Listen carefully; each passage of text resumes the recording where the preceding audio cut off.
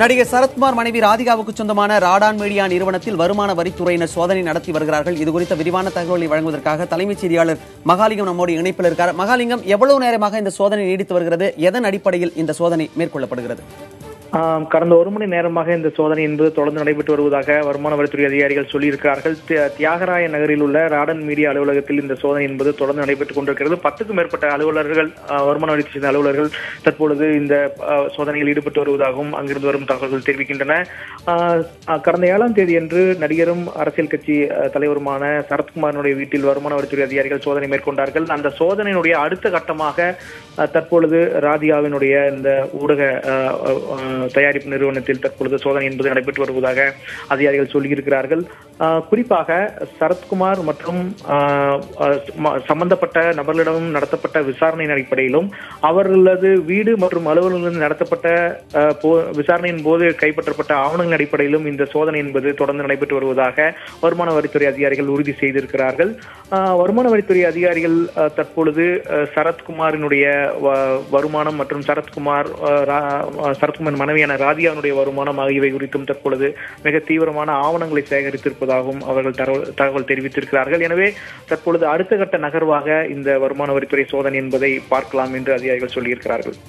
மகாலிங்கம், தமிழக சுகாதாரத்துறை அமைச்சரிடம் 4.5 மணி நேரம் விசாரணை நடைபெற்றது.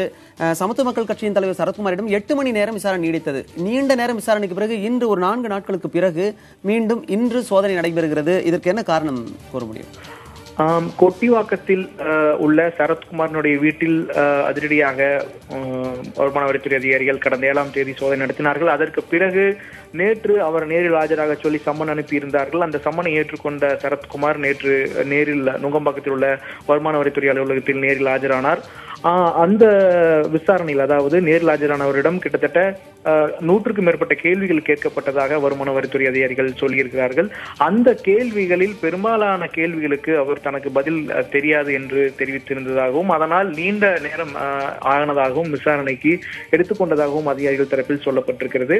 எனவே இது தொடர்ந்து காலை 11:30 மணி வாக்கில் விசாரணை என்பது நேற்று தொடங்கியது. இரவு கிட்டத்தட்ட 7:30 மணி வாக்கில் தான் விசாரணை என்பது முடிவுக்கு வந்தது. தொடர்ந்து விசாரணை என்பது நடைபெறும் எனவும் சொல்லப்பட்டிருக்கிறது. மீண்டும் அவர் விசாரணைக்கு அழைக்கப்படுவார் என்றும் வருமான வரித்துறை அதிகாரிகள் தெரிவித்திருக்கிறார்கள். தற்பொழுது அமைச்சர் விஜயபாஸ்கர் மற்றும் நடிகர் சரத்குமார் ஆகியோரது வீடு மற்றும் அலுவலகங்களில் சோதனை என்பது நடைபெற்றிருக்கிறது. மீண்டும் இது சம்பந்தப்பட்டவர்களுடைய வீடு மற்றும் இல்லங்களில் சோதனை என்பது தொடர்ந்து நடைபெறும் என்ற தகவலையும் வருமான வரித்துறை அதிகாரிகள் நமக்கு தெரிவித்திருக்கிறார்கள். மகாலிங்கம், ஏற்கனவே 7ஆம் தேதி நடைபெற்றது. ஒருவேளை சந்தேகத்தின் அடிப்படையில் இந்த சோதனை நடத்தினால் கூட 4 நாள் இடைவெளியில் இருக்கும் பொழுது ஆவணங்கள் கிடைப்பதற்கான வாய்ப்புகள் இருக்கிறதா?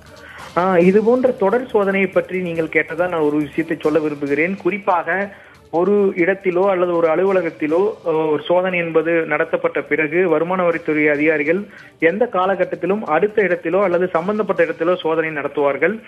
இது வழக்கமான ஒன்றுதான். இன்னொரு பக்கம் இது சம்பந்தமான ஆவணங்களோ அல்லது தகவலோ, குறிப்பிட்ட தகவல் கிடைத்தால் மட்டுமே இது போன்ற அடுத்த கட்ட விசாரணை, அடுத்த கட்ட சோதனை என்பது இருக்கும் என சொல்லப்பட்டிருக்கிறது. எனவே அதன் அடிப்படையில் பார்க்கும் பொழுது அடுத்த கட்ட தகவலின் அடிப்படையில் இந்த சோதனை என்பது தொடர்ந்து நடைபெற்று வருவதாகவும் மேலும் சில ஆவணங்களை உறுதிப்படுத்த வேண்டியது இருக்கிறது என்ற அடிப்படையிலும் இந்த சோதனை என்பது நடைபெறுவதாகவும் அதிகாரிகள் தரப்பில் தெரிவிக்கப்பட்டிருக்கிறது.